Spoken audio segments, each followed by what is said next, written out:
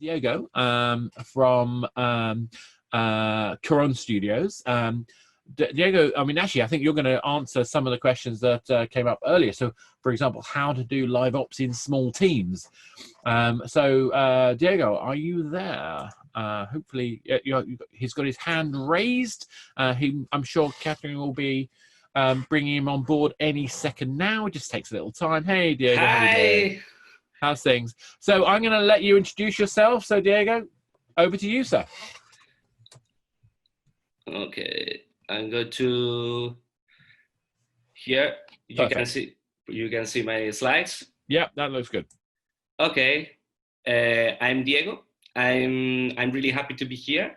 Thank you so much, Steel Media, for trust me. I'm going to talk about small live ops, but in small teams. And I think the first question is who I am. I'm Diego Diaz. I'm CEO of Koron Studios. This is my profile, my email, and my Skype profile. The second question is who we are, Koron Studios. Koron Studios is a small studio based in Seville, in the south of Spain. We are specialized in either games. We have right now 3 products in the market. And it's really good for this talk because we are really a small team. We are 4 people right now.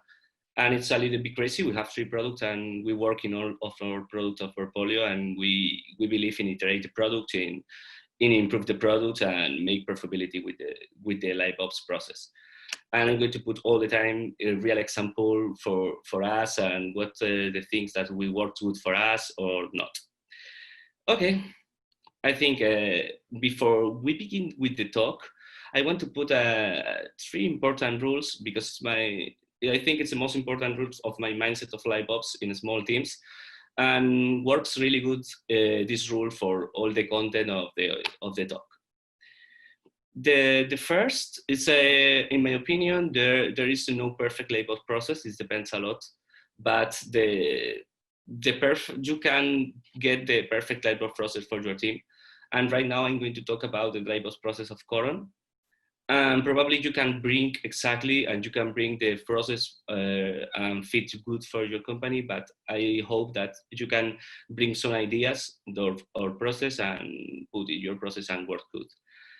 The second is every product is completely different. I'm really sure of that. And I like this because we have 3 products in the same genre. And for example, Death Tycoon, I'm going to talk more about Death Tycoon in the next slide, and Idle Fishing are really similar products, but we need to think really specific for each game. In my opinion, you need to have coherence in your iterations.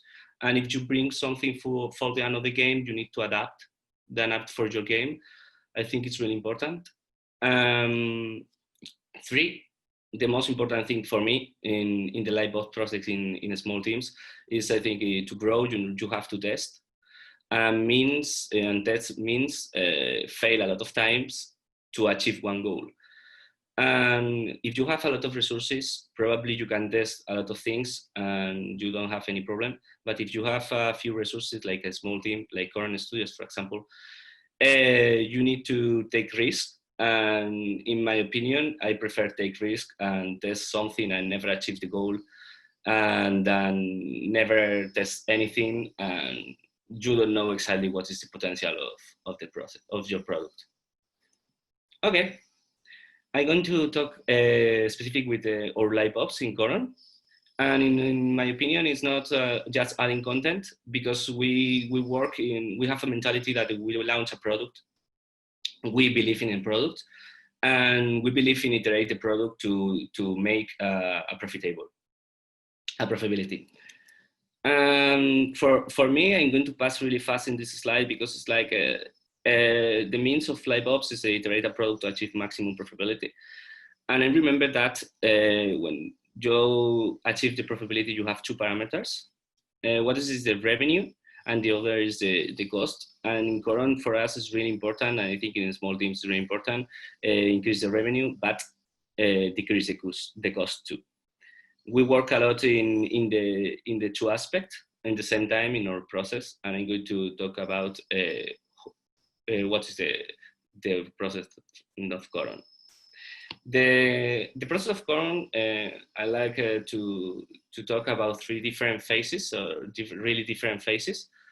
The first phase is the moment of the worldwide launch, and it's time to start working for us. And to be honest, we are a small team, and when we launch a game, we did a soft launch in other countries, and we know more or less the KPIs of the product, but we have a lot of questions, really, honestly. When we launch a game worldwide, we have a lot of questions in the beginning, and it's really difficult for us know will be the behavior of the product in the market. And the first phase for Koron Studios Liveops process is solve some questions. In this phase, more or less during 1 month in our process, and the first step is define top metrics for us. This is really important. I think in the beginning of the company we didn't know, but more or less we have 3-4 KPIs that we need to make a profitable product.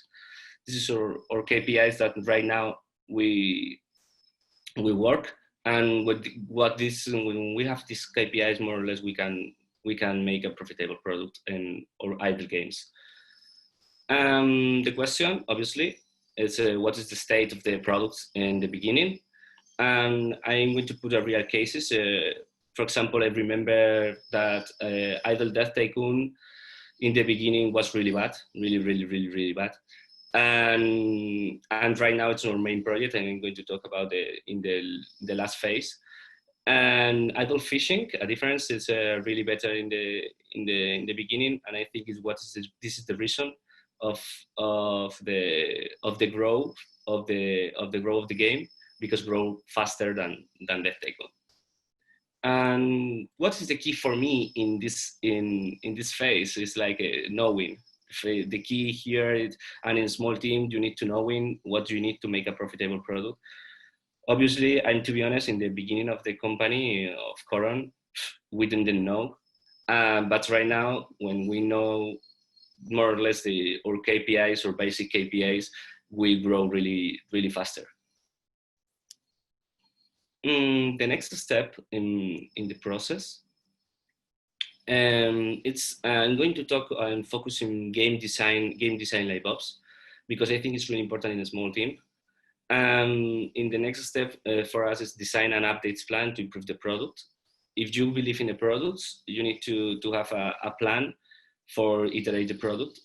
I think that's a really complicated thing, because in Liveops process and the game design Liveops, you can change, so you can iterate a lot of things of the game. You can change the balancing, you can change the monetization, you can change the first inflow, for example, or retention mechanic.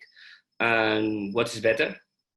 I don't know exactly, but I'm going to talk about the good things, bad things that we did in this phase, and finally I'm going to put a real case that works really good for us.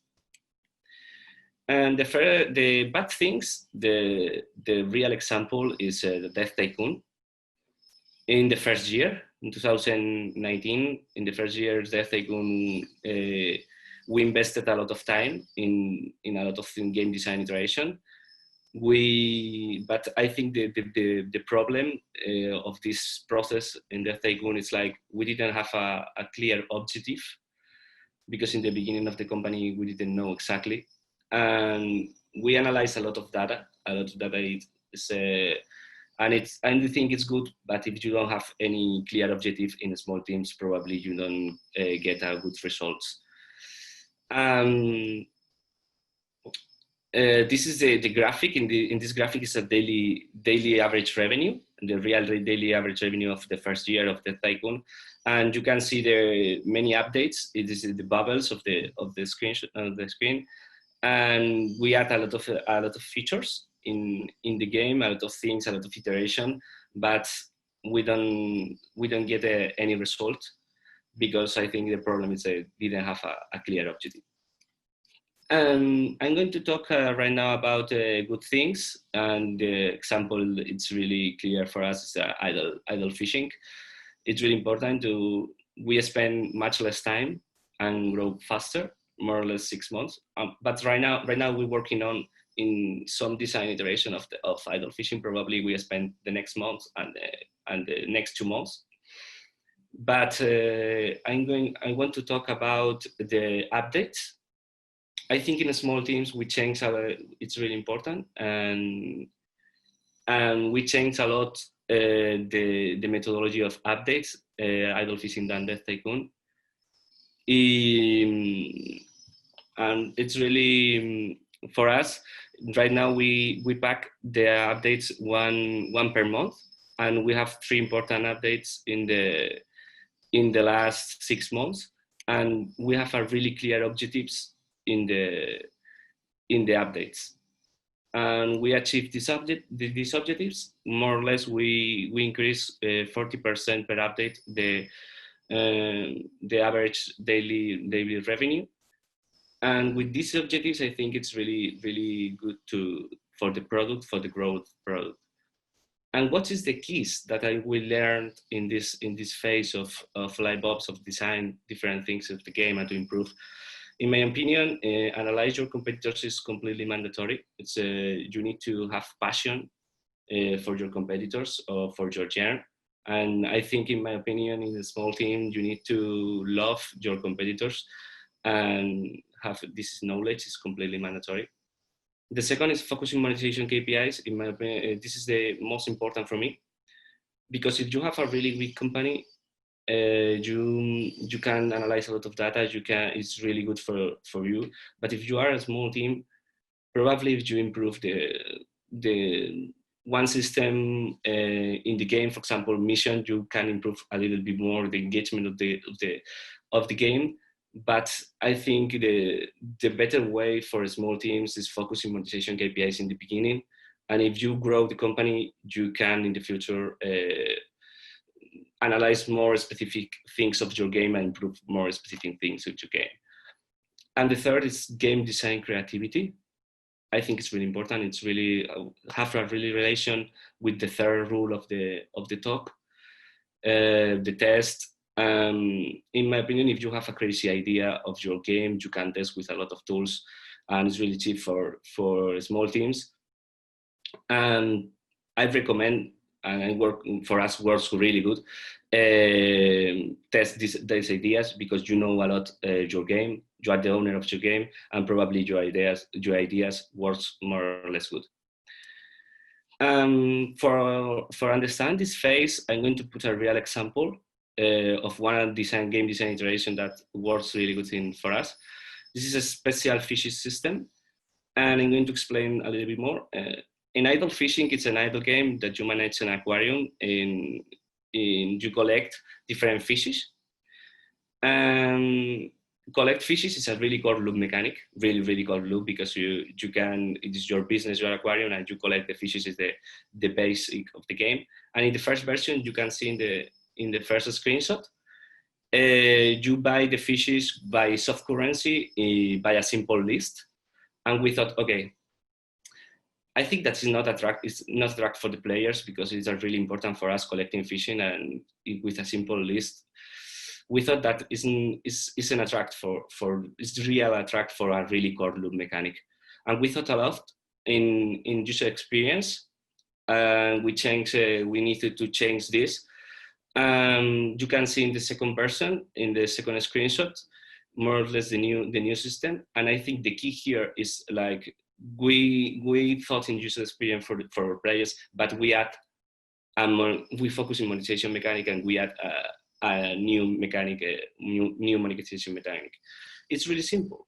It's like we add special fishes with different rarities. You can see in the screenshot, and you can buy these fishes by video rewarded or hard currency. But it's more or less the same, and it's a really core loop for us. But we add and we focus in monetization. And what is the results? The real results of this? Here, we have the same users in the game, and we increase more or less 100% ad impression in the game. And I think this is the really good example in my mind of the game design iteration phase of Koron Studios. Okay. What happened when we don't have any more good design ideas? We go to a special event methodology. For us, it's really important. I think in all the games, and idle games fits really good. And right now, I'm going to focus in Idle Death Tycoon. It's our oldest product. Then we talked a little bit in 2 minutes ago. What is the keys for, in my opinion, to good a special event design? What to good a special event design?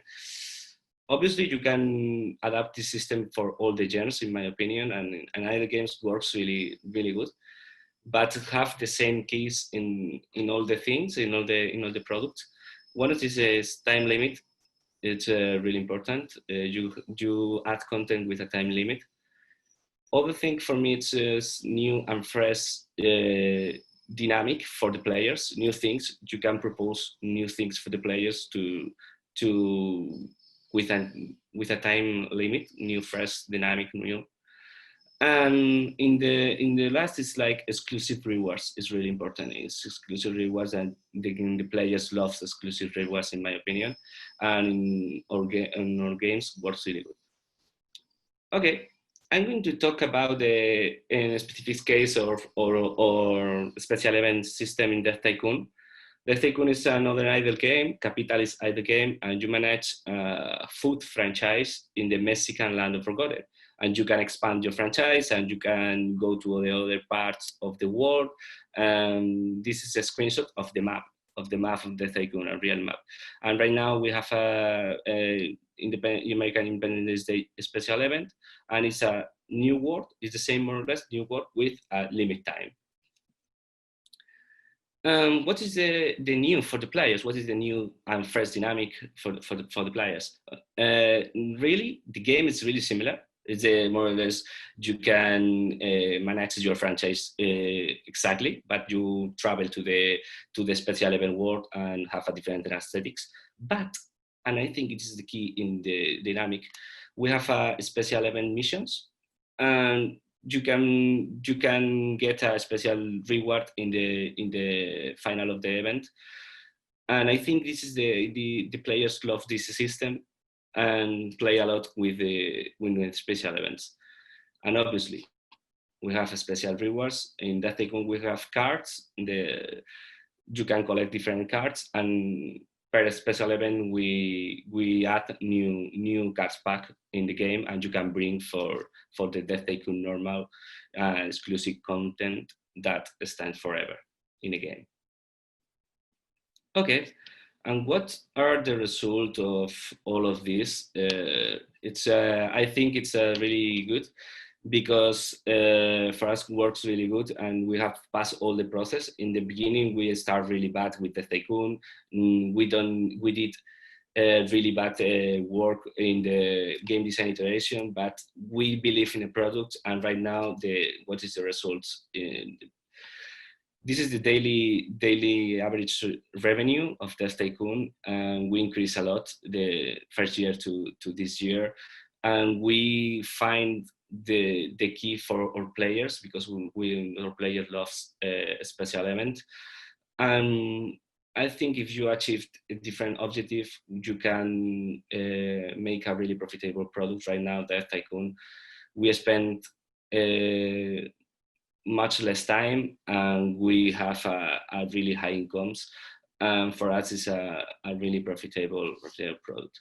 And what is the keys for me in this process of all the process? I repeat in the chart in another talk, believe in a product is our way to work, and for us it's really important because we have a small team. If you don't believe in your products, in my opinion, you can't grow.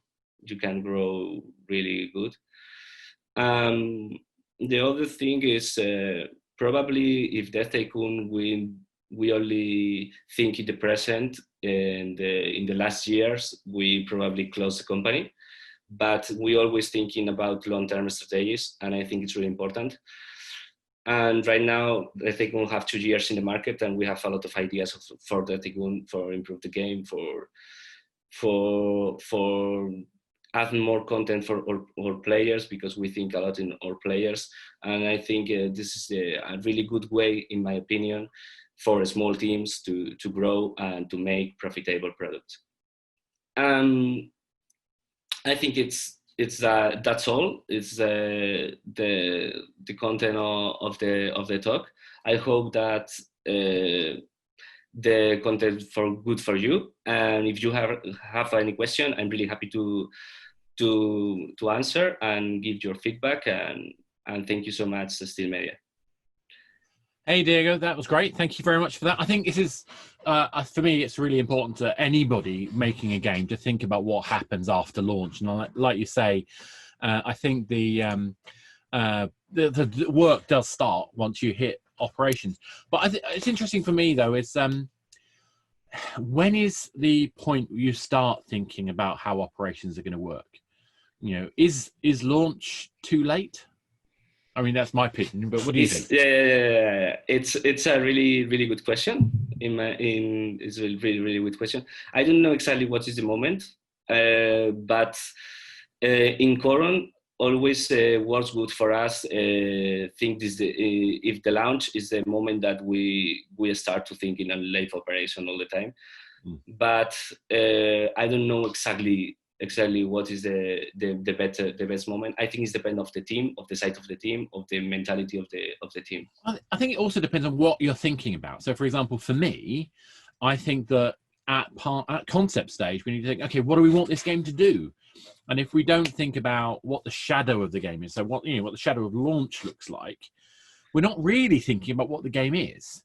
And I think and it doesn't mean you'd have a Liveops team, don't get me wrong. I think what it means is you've got this kind of process going on where you're putting the game into context, thinking about what the audience wants and what the needs of running it. Because I think if you don't think about it, then you don't build the tools that you're going to rely on later. And I think retrospectively building that stuff is so much more expensive, especially for a small team. Yeah. I'm completely in your opinion, and I think it's really important. Think before and have a really good process to make in small teams. But it depends of the business model, in my opinion, because a lot of small teams don't believe in the products and make a lot of products. It's really good too. But in my opinion, I prefer believe and work in the improve the game, because we think that you can make a profitable product if you analyze the market or improve the game with design updates plan. Yeah, I mean, I think if it doesn't start with passion, doesn't start with desire, if you don't have that, how do you respect your player? Because if you don't respect your own game, what are you making? But I think it goes beyond that. And I think a lot of the things you were talking about are really relevant, because they don't have to be huge. They can be specific moments that are intended to get, some fresh moment for the player, some sense of achievement and ongoing reward. Just the feeling that the game is still alive, and it's not, going to rot away. That you're still part of it, you're still engaged with it. I think those things any developer can do. Yes, yeah. I think if you have a product alive, you need to add new fresh content, because it's mandatory, in my opinion, in our market right now. And I think there's an interesting kind of school of thought, because if you look at hyper casual games, you could say, oh, they're just going to do a simple thing. They're going to test it, going to maximize it, and then players are going to play it for a week if you're lucky, and they're just going to get lots of ad views, and who cares? Whereas if you talk to some of those hyper casual teams, whether it's Koali or a kind of I forget all the different names of all the different teams. We were talking to a team based out in Asia earlier on in the week, and all of them are thinking about how to maintain it, because if you've got a game that captures someone's imagination, sustaining that imagination and that delight, sustaining the interest in playing, maximizes the revenue. Because if I get more ad views per person as a hyper casual game, then I'm going to increase my value, my return on investment. So I think it matters, regardless of the game type, that you think at least what live experiences feel like? Complete. For example, in Koron, we don't do hyper casual games. We more deep idle games, like for example like Idle Miner or games like this. But we have always the ad revenue for us is really important too. But we have a little bit different mentality. We can bring something good things for the hyper casual games for us, but we have a little different mentality because we try to keep more the users and keep they have a profitability for more days, not for only 1 week. Yeah, exactly. Sorry, I got distracted because there's trying to sort out speakers for later. Yeah, so absolutely that, and I think this is the thing. This is the difference between a living game, to quote Jagex's coined phrase, and a kind of a product. And I think in this space that the focus on audience, the focus on sustainability, the focus on saying, hang on, we put all this work into this thing that we passionately love. Why would we stop? Why would we not find a way to keep it alive and to ensure that the most people can play it and enjoy it? And I think a lot of people get stuck on some of the language we use in Liveops around revenue, about monetization, about maximizing audience. That makes it sound like we're kind of being too clinical. I mean, yes, there is a clinical part to it. There is a data part. There is a monetization part. But that's so that we can fulfill our objective of entertaining players, in my opinion.